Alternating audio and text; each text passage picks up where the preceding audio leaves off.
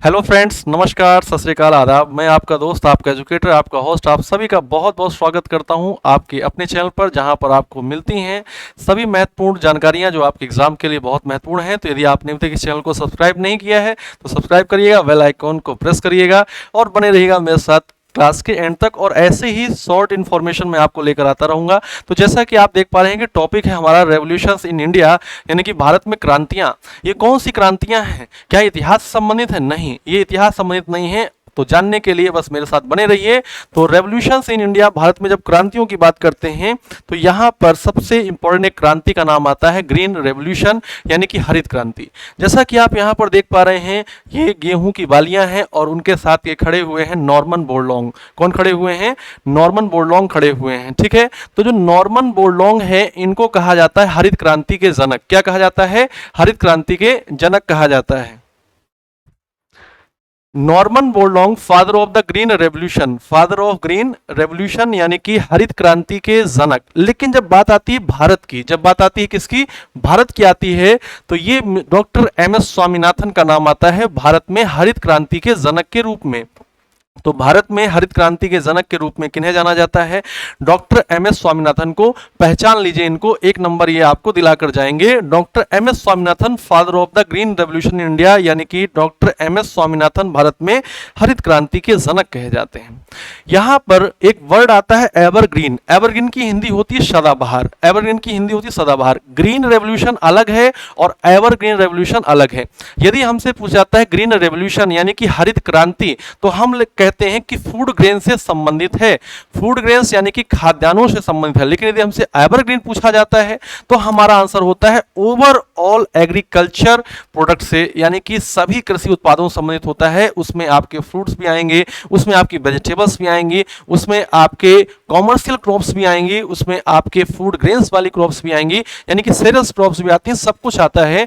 तो evergreen revolution को लाने वाले इंडिया में कौन थे? एम.एस. स्वामीनाथन ही थे। तो देखिए यहां पर मैंने लिखा हुआ है the evergreen revolution by doctor MS. Swaminathan was for the overall development of agriculture. यहां पर इस चीज को आप अंडरलाइन कर लीजिएगा। एवरग्रीन रेवोल्यूशन, एवरग्रीन रेवोल्यूशन और डॉक्टर एम.एस. स्वामीनाथन और ओवरऑल डेवलपमेंट ऑफ एग्रीकल्चर, यानी कि कृषि के संपूर्ण विकास से संबंध रहा है सदाबहार क्रांति का, एवरग्रीन रेवोल्यूशन का। ठीक है, जो ग्रीन रेवोल्यूशन है इसने क्या किया है? इसने एग्रीकल्चर, जो कि 1966 से 1967 यानी कि 1966 से लेकर 1967 के बीच में इसको स्टार्ट किया गया था इंडिया में। और उस समय भारत में पंचवर्षीय योजना की बात की जाती है, तो उस समय भारत में कौन सी पंचवर्षीय योजना चल रही थी? तो आप कहेंगे कोई पंचवर्षीय योजना नहीं चल रही थी। उस समय प्लान गैप हो गया था। क्या हो गया था? प्लान गैप हो गया था।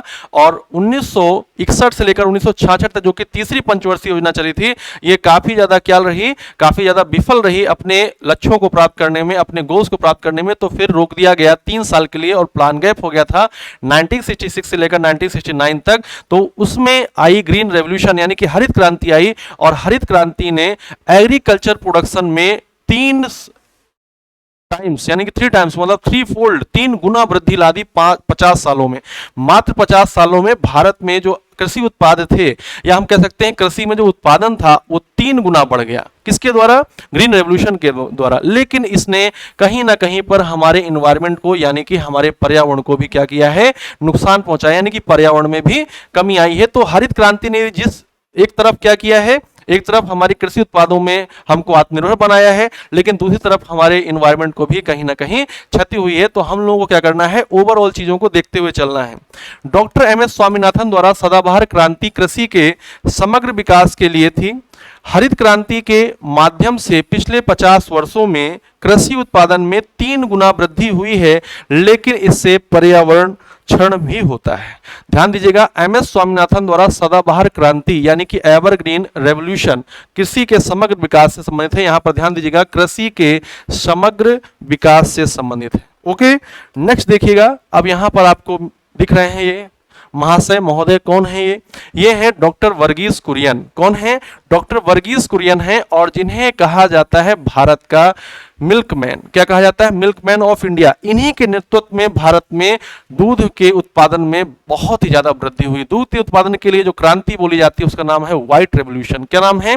White revolution. और कभी कभी हम लोग उसको बोलते हैं फ्लड, ऑपरेशन फ्लड या फिर व्हाइट रेवोल्यूशन के जनक किन्हें कहा जाता है, इन्हीं को कहा जाता है, ये हैं वर्गीस कुरियन। तो ध्यान दीजिएगा, doctor Verghese Kurien milkman of India के नाम से जाने जाते हैं और इन्होंने ही अमूल कोऑपरेटिव सोसाइटी की स्थापना की थी। Amul cooperative society was created by the doctor Verghese Kurien who is also known as the father of the white revolution, यानी कि श्वेत क्रांति के जनक और ऑपरेशन फ्लड के जनक कहे जाते हैं, जो कि 1970 से लेकर 1996 के बीच में चला। श्वेत क्रांति का संबंध दुग्ध उत्पादन से या दुग्ध से संबंधित जितने भी उत्पाद होते हैं, हम लोग कह सकते हैं मिल्क या फिर डेयरी प्रोडक्ट, मिल्क या फिर हम लोग डेयरी प्रोडक्ट कह सकते हैं, ठीक है। और अमूल ने ये क्या किया, व्हाइट रेवोल्यूशन को इंडिया में फैलाने में बहुत ज्यादा मदद की अमूल ने, ठीक है। तो Amul cooperative society doctor Verghese Kurien के द्वारा बनाई गई थी, जिन्हें भारत में श्वेत क्रांति या फिर ऑपरेशन फ्लड के जनक के रूप में जाना जाता है। श्वेत क्रांति का संबंध है मिल्क उत्पादों से, मिल्क प्रोडक्ट से या फिर आप कह सकते हैं डेयरी प्रोडक्ट से है। और अमूल ने भारत में क्या किया, श्वेत क्रांति को प्रेरित किया, श्वेत क्रांति के विकास में महत्वपूर्ण भाग लिया, महत्वपूर्ण योगदान दिया। यहां पर आप देखिए ढेर सारी क्रांतियां हैं और आपके पेपर में क्वेश्चन आता है कि कौन सी क्रांति का संबंध किससे है। तो हम लोग बहुत आसानी से इन क्रांतियों को पढ़ लेते हैं, समझ लेते हैं और अपने एग्जाम के लिए इनको याद भी रखेंगे। तो यहां पर एक तरफ मैंने लिखा हुआ है रेवोल्यूशन और एक तरफ लिखा है प्रोडक्शन, यानी कि किस क्रांति में किसके प्रोडक्शन को बढ़ावा दिया गया है। तो यहां पर टॉपिक है हम लोगों का colour codes of important revolution in India, यानी कि भारत में जो महत्वपूर्ण क्रांतियां हुई हैं उनके लिए कौन कौन से कलर कोड को चिन्हित किया गया, कौन कौन से कलर कोड का नाम दिया गया, उस पर हम लोग बात करने वाले हैं। तो यहां पर आप देखिएगा बहुत ही अच्छी तरीके से लिखा हुआ है ब्लू रेवोल्यूशन। ब्लू रेवोल्यूशन, आप जानते हैं ब्लू का मतलब होता है, ब्लू को हम लोग कहां से वर्ड लिए हैं, ब्लू को बोलते हैं पानी से। कहां से? पानी का रंग तो वैसे रंगहीन होता है, पानी का कोई रंग नहीं होता है, लेकिन जनरली हम लोग देखते हैं कि पानी दिखता कैसा है, नीला दिखाई देता है ना। ब्लू है पानी, पानी पानी, और पानी में कौन रहेगी, मछली। पानी में कौन रहेगी, मछली रहेगी। तो देखिएगा ब्लू प्रोडक्शन का, ब्लू प्रोडक्शन या ब्लू रेवोल्यूशन का संबंध किससे है, फिश प्रोडक्शन से है, यानी कि मछली के उत्पादन से है। ब्राउन रेवोल्यूशन की बात करें, यानी कि भूरी क्रांति की बात करें, आप परेशान नहीं होंगे, मैं आपको बता रहा हूं कि जो नाम है हिंदी में, ब्राउन का मतलब हो जाएगा भूरी और रेवोल्यूशन का मतलब है क्रांति। तो भूरी क्रांति का संबंध किससे है, ऐसे यहां पर नीली क्रांति का संबंध किससे है, तो इंग्लिश और हिंदी को दोनों को एक साथ बना के रखिएगा। ब्लू मतलब नीली, नीली क्रांति का संबंध है मछली के उत्पादन से। भूरी क्रांति का संबंध किससे है, भूरी क्रांति का संबंध देखिए यहां पर कई चीजें, लेदर यानी कि चमड़ा, लेदर यानी कि चमड़ा, नॉन कन्वेंशनल यानी कि जो क्या होते हैं, जो गैर परंपरागत होती हैं चीजें, उनसे संबंधित है। और कोकोआ के प्रोडक्शन से, कोकोआ है ना, कोकोआ के प्रोडक्शन से इसका संबंध है। लेदर को ध्यान रखिएगा, लेदर चमड़ा से। फिर आता है गोल्डन फाइबर रेवोल्यूशन, यानी कि गोल्डन फाइबर का मतलब क्या होगा, गोल्डन फाइबर का मतलब होगा, गोल्डन फाइबर हम लोग कहते किसको हैं, तो ध्यान रखिएगा जूट को कहते हैं। एक क्वेश्चन तो यहीं से बन गया, गोल्डन फाइबर हम लोग कहते किसको हैं, गोल्डन फाइबर हम लोग कहते हैं जूट को। तो गोल्डन फाइबर रेवोल्यूशन, इसका संबंध हो जाएगा जूट प्रोडक्शन से। फिर आता है गोल्डन रेवोल्यूशन, गोल्डन रेवोल्यूशन, ठीक है ना, इसको आप बोलते हैं स्वर्ण क्रांति। क्या बोलते हैं, स्वर्ण क्रांति। ध्यान रखिएगा गोल्डन को हम लोग इंग्लिश हिंदी में बोलते हैं स्वर्ण। तो स्वर्ण क्रांति का संबंध किससे है, फ्रूट से यानी कि फल से। या फिर ओवरऑल हॉर्टिकल्चर, हॉर्टिकल्चर को हम लोग हिंदी में बोलते हैं बागवानी। क्या बोलते हैं, बागवानी। और देखिएगा यहां पर हनी के प्रोडक्शन से भी इसका संबंध है। तो तीन चीजें आपको ध्यान रखनी है। यदि आ जाता है गोल्डन रेवोल्यूशन यानी कि स्वर्ण क्रांति आ जाती है, स्वर्ण क्रांति आ जाती, यहां पर था गोल्डन फाइबर यानी कि स्वर्ण रेशा, है ना, स्वर्ण रेशा था। तो स्वर्ण रेशे क्रांति का संबंध किससे, जूट के प्रोडक्शन से। लेकिन गोल्डन रेवोल्यूशन स्वर्ण क्रांति का संबंध है किससे, फलों के उत्पादन से। ओवरऑल हॉर्टिकल्चर यानी कि संपूर्ण बागवानी के उत्पादन से है। हनी प्रोडक्शन से है यानी कि शहद के उत्पादन से है। फिर आता है ब्लैक रेवोल्यूशन यानी कि काली क्रांति। ब्लैक रेवोल्यूशन यानी कि क्या आती है, काली क्रांति आती है। अब काली क्रांति का संबंध किससे है, काली क्रांति का संबंध है पेट्रोलियम प्रोडक्शन से यानी कि पेट्रोलियम के उत्पादन से है। ग्रीन रेवोल्यूशन भूलिएगा नहीं, सबसे सिंपल और सबसे ज्यादा पूछने वाला, हरित क्रांति का संबंध किससे है। ग्रीन रेवोल्यूशन का मतलब है हरित क्रांति का संबंध किससे है, मैंने आपको बताया था ना, फूड ग्रेन से है, खाद्यान्नों से है। फूड ग्रेन से है यानी कि किससे है, खाद्यान्नों से है।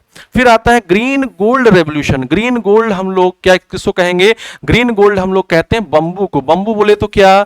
बंबू बोले तो बांस, और जो बांस है क्या है? सबसे बड़ी घास कही जाती है। क्या कही जाती है? सबसे बड़ी घास कही जाती है। तो बंबू का प्रोडक्शन बढ़ाना है तो कौन सी क्रांति को लाना है? ये लाना है ग्रीन गोल्ड रेवोल्यूशन को। बताइएगा हरा सोना किसे कहते हैं? बहुत बहुत इंपॉर्टेंट क्वेश्चन है। हरा सोना हम लोग वैसे तो वनों के लिए भी बोलते हैं ना ग्रीन गोल्ड, लेकिन यहां पर बोला गया है किसके लिए? बंबू के लिए। किसके लिए बोला गया है? बंबू यानी कि बांस। बंबू यानी कि बांस, ठीक है। Promotion and trade off bamboo.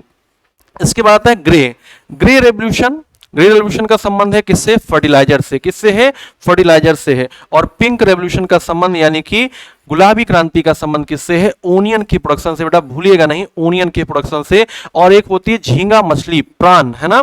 एक क्या होती है? झींगा, प्राण, उससे संबंधित है। तो आप याद रखेंगे ओनियन के और प्राण के प्रोडक्शन संबंधी जो क्रांति है उसका नाम है पिंक रेवोल्यूशन। आई होप कि आपको ये चीजें अच्छे से समझ में आ गई होंगी, और इनको आप प्राप्त करने के लिए हमारे टेलीग्राम चैनल से जरूर जुड़िएगा। ये आपको पीडीएफ पूरी की पूरी दे दी जाएगी। टेलीग्राम चैनल का जो लिंक होगा आपको कमेंट बॉक्स में पिन किया हुआ मिलेगा, ठीक है। तो ब्लू रेवोल्यूशन नीली क्रांति, ब्राउन रेवोल्यूशन भूरी क्रांति, गोल्डन फाइबर रेवोल्यूशन यानी कि स्वर्ण रेशा क्रांति, गोल्डन रेवोल्यूशन स्वर्ण क्रांति, ब्लैक रेवोल्यूशन काली क्रांति, ग्रीन रेवोल्यूशन हरित क्रांति, और ग्रीन गोल्ड रेवोल्यूशन यानी कि हरा सोना क्रांति, ठीक है। फिर ग्रे रेवोल्यूशन और पिंक रेवोल्यूशन। चलते हैं हम लोग नेक्स्ट क्रांतियों में। नेक्स्ट क्रांतियों में नाम आता है सबसे पहले किसका? रेड रेवोल्यूशन का, यानी कि लाल क्रांति। बेटा रेड की हिंदी भी आपको याद रखनी होगी क्या? नहीं, रेड तो आप जनरली नॉर्मली यूज करते रहते हैं वर्ड रेड। लाल क्रांति, देखिए लाल क्रांति का संबंध है मीट से, मीट। और दूसरा है टोमेटो। याद रखिएगा बहुत बहुत ज्यादा पूछा जाने वाला क्वेश्चन है। टोमेटो यानी कि टमाटर का उत्पादन किस क्रांति के अंतर्गत है, या टमाटर के उत्पादन को वृद्धि बनाया, टमाटर के उत्पादन को वृद्धि करने के लिए किस क्रांति की बात की गई है? रेड रेवोल्यूशन की बात की गई है, लाल क्रांति की बात की गई है। राउंड राउंड यानी कि गोल क्रांति। बेटा राउंड का मतलब है गोल क्रांति। गोल क्रांति का संबंध है पोटैटो से, यानी कि आलू। आलू के उत्पादन को बढ़ाएंगे तो हम लोग राउंड रेवोल्यूशन लेकर आएंगे। राउंड रेवोल्यूशन से किसके प्रोडक्शन में वृद्धि होगी? पोटैटो के, यानी कि आलू के उत्पादन में। सिल्वर फाइबर यानी कि श्वेत रेशा, सिल्वर मतलब रजत, श्वेत नहीं रजत। सिल्वर का मतलब रजत, ठीक है ना। फाइबर मतलब रेशा। रजत रेशा क्रांति। रजत रेशा किसको कहा गया है? कॉटन को कहा गया है। देखो गोल्डन फाइबर जूट को कहा गया है, और सिल्वर फाइबर किसको कहा गया? कॉटन को, यानी कि कपास को कहा गया है। तो बताइए कपास के उत्पादन को बढ़ाने के लिए कौन सी क्रांति है?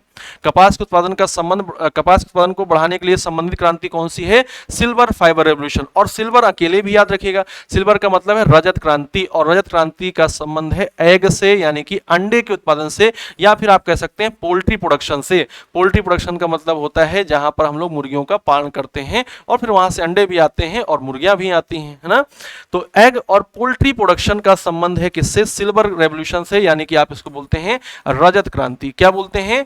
रजत क्रांति। ध्यान दीजिएगा रजत क्रांति। व्हाइट रेवोल्यूशन, अभी अभी तो हमने देखा था श्वेत क्रांति। व्हाइट रेवोल्यूशन का संबंध है मिल्क से, डेयरी प्रोडक्ट से। किससे? मिल्क से या डेयरी प्रोडक्शन से। येलो रेवोल्यूशन यानी कि आप इसको बोलते हैं क्या? पीली क्रांति। बहुत बहुत इंपॉर्टेंट। पीली क्रांति का संबंध किससे है? पीली क्रांति का संबंध है आयल सीड से। पीली क्रांति का संबंध किससे है? आयल सीड से है, यानी कि आप इसको बोलते हैं तिलहन। आयल सीड्स मतलब तिलहन। तिलहन के उत्पादन संबंधी जो क्रांति है कौन सी है? पीली क्रांति है। कौन सी क्रांति है? पीली क्रांति है। एवरग्रीन यानी कि सदाबहार, जो कि सब जगह पर लग जाए। एवरग्रीन का मतलब है ओवरऑल डेवलपमेंट ऑफ एग्रीकल्चर, यानी कि कृषि के संपूर्ण विकास से, कृषि के संपूर्ण विकास से जो संबंधित क्रांति है उसका नाम है एवरग्रीन, यानी कि सदाबहार। प्रोटीन रेवोल्यूशन का संबंध किससे है? एग्रीकल्चर में हायर प्रोडक्शन को बढ़ाने के लिए, हायर यील्डिंग को बढ़ाने के लिए, यानी कि अत्यधिक उत्पादन को बढ़ाने के लिए जो चलाई गई क्रांति है उसका नाम है प्रोटीन रेवोल्यूशन। और लास्ट में है रेनबो। रेनबो को आप बोलते हैं हिंदी में इंद्रधनुष। तो इंद्रधनुष क्रांति का संबंध किससे है? एग्रीकल्चर इंडस्ट्री से है। इंद्रधनुष में ढेर सारी क्रांतियों को एक साथ सम्मिलित किया गया है ताकि जो कृषि उद्योग है वो क्या हो सके? विकसित हो सके। तो एग्रीकल्चर इंडस्ट्रीज का बढ़ाव, एग्रीकल्चर इंडस्ट्रीज को बढ़ावा देने के लिए, उनका विकास करने के लिए किसकी जरूरत है? रेनबो रेवोल्यूशन की जरूरत है। तो ये आपकी क्या हो जाती हैं? क्रांतियां हो जाती हैं। और मैंने यहां पर रेनबो रेवोल्यूशन को दिखाया है। रेनबो रेवोल्यूशन में कई क्रांतियां एक साथ सम्मिलित हैं। आपको जितनी भी मैंने क्रांतियां पढ़ाई हैं उन क्रांतियों को मैंने यहाँ पर दिखाया है कि रेनबो रेवोल्यूशन में कौन कौन सी क्रांतियां आएंगी। जैसे ग्रीन रेवोल्यूशन हो गया फूड ग्रेन से, व्हाइट रेवोल्यूशन हो गया मिल्क से, ब्लू रेवोल्यूशन हो गया फिश से, येलो रेवोल्यूशन हो गया किससे, ऑयल सीड से, येलो रेवोल्यूशन किससे हो गया, ऑयल सीड से, गोल्डन रेवोल्यूशन यानी कि स्वर्ण क्रांति ये किससे संबंधित हो गई, फ्रूट से संबंधित हो गई, ब्लैक रेवोल्यूशन पेट्रोलियम से, सिल्वर प्रोडक्शन आपका किससे हो जाता है, एग से हो जाता है, राउंड पोटैटो से, रेड रेवोल्यूशन किससे हो जाता है, मीट से या टोमेटो से हो जाता है, ग्रे रेवोल्यूशन फर्टिलाइजर से, पिंक रेवोल्यूशन, फिर ब्राउन रेवोल्यूशन, ये सब क्या हो जाते हैं, ये सब एक साथ चलते हैं किसमें, रेनबो रेवोल्यूशन में, ठीक है ना। तो ये आपकी क्या हो जाती हैं, क्रांतियां हो जाती हैं। और इसी प्रकार की वीडियो के लिए आप सभी लोग मेरे साथ जुड़े रहिए। तो थैंक यू सो मच, जय हिंद जय भारत। और आप सभी लोग कमेंट करना बिल्कुल ना भूलिएगा कि वीडियो आपको कैसी लगी। Thank you so much, bye bye, take care.